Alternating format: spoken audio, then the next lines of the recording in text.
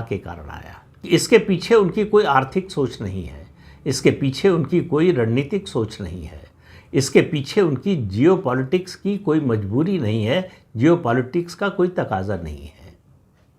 सिर्फ और सिर्फ हमने कहा तो भारत झुका क्यों नहीं है, सिर्फ इसी अहंकार में वो एक के बाद एक ऐसे कदम उठा रहे हैं जिससे अमेरिका को पहले से ज़्यादा नुकसान हो रहा है उनके हर कदम के साथ। अब भारत का मानना है कि मामला अब ट्रेड का नहीं रह गया है, अब देश के स्वाभिमान का मामला है, देश की संप्रभुता का मामला है।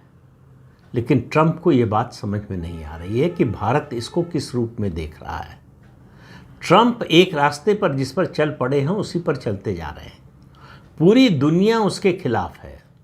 दुनिया में इस समय कोई देश नहीं है जो ट्रंप की टैरिफ नीति का समर्थन करने वाला, ट्रंप की टैरिफ नीति के साथ खड़ा हो। उनके देश में जो विरोधी दल है उनका डेमोक्रेटिक पार्टी, वो तो उनके खिलाफ है ही, लेकिन उनकी अपनी पार्टी रिपब्लिकन पार्टी में भी इस तरह की चर्चाएं हैं जो ट्रंप के लिए अच्छी नहीं है। अब ट्रंप के स्वास्थ्य को लेकर भी जो है अलग अलग तरह की खबरें आ रही हैं।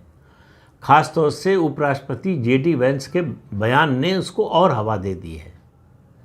उन्होंने कहा यदि कोई ऐसी स्थिति आती है, ट्रंप को सत्ता छोड़नी पड़ती है, तो मैं राष्ट्रपति बनने के लिए तैयार हूँ। सवाल ये है कि अगर सब कुछ ठीक है, जो उन्होंने बाद में कहा कि सब कुछ ठीक है, कोई गड़बड़ नहीं है, सब कुछ ठीक है, तो देश के उपराष्ट्रपति को ऐसा बयान देने की ज़रूरत क्यों पड़ गई? कहा जा रहा है कि ट्रंप का स्वास्थ्य ठीक नहीं है, लेकिन उसके बारे में कोई औपचारिक जानकारी या आधिकारिक जानकारी नहीं है।